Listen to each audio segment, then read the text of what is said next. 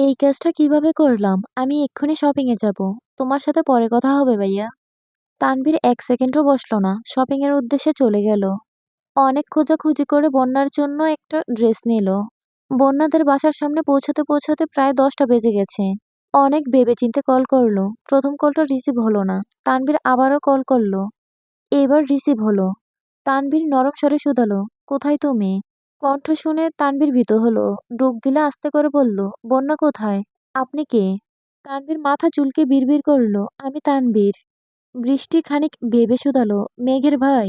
"জি আপু, এত রাতে বন্যাকে কি দরকার? কোনো সমস্যা?"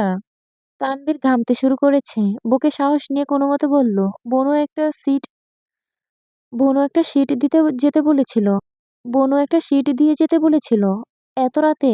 সরি আপু, আমি একটু ব্যস্ত ছিলাম। তাই আসতে একটু দেরি হয়ে গেছে।" বৃষ্টি নরম স্বরে বলল, "বন্যা তো ঘুমিয়ে পড়েছে ভাই। আমি হৃদকে পাঠাই। না হয় তুমি বাসায় আসো।" "না না আপু, এত রাতে বাসায় যাওয়া ঠিক হবে না। বন্যাকে একটু ডেকে দিবেন, প্লিজ?" বৃষ্টি কয়েক মুহূর্ত নীরব থেকে আস্তে করে বলল, "আচ্ছা দেখছি।" বৃষ্টি বন্যাকে ডেকে তুলল। বন্যা ঘুম ঘুম কণ্ঠে বলল, "হ্যালো, একটু নিচে আসবে প্লিজ, খুব দরকার।" বন্যার ঘুম কেটে গেল। চোখ বড় করে রুমের দেয়ালে ঘড়িটার দিকে তাকালো। সহসা উঠে বসল। ভীতিকর কণ্ঠেও শুধালো, "এত রাতে আপনি কি করছেন?"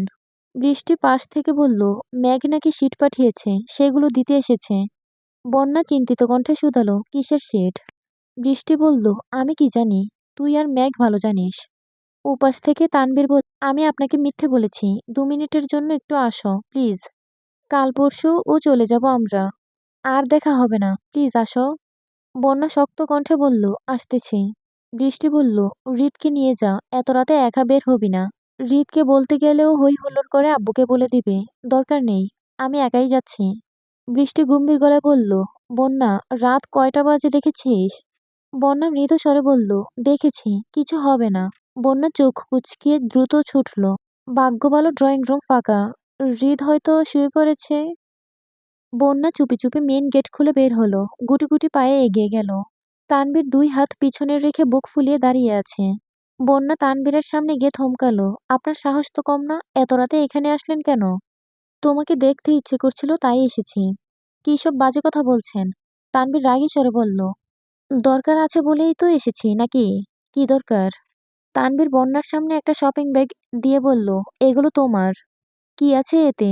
"একটা ড্রেস আর টুকিটাকি কিছু।" "আপনি এগুলো কেন এনেছেন?" "আমি বাসায় বা কি বলবো? আপু বকা দিবে।" "তুমি আমাকে ঘড়ি দিয়েছ, ওয়ালেট দিয়েছ। আমি কিছু বলেছি?" "সচরাচর আমি ঘড়ি পরি না। তারপরেও তোমার দেওয়া ঘড়িটি পরেছি। এই দেখো, এখনো পরা আছে। তোমার ঘড়ির জন্যও আমি কথা শুনেছি। তাতে কি হয়েছে? তুমিও না হয় আমার জন্য একটু বকা খেলে।"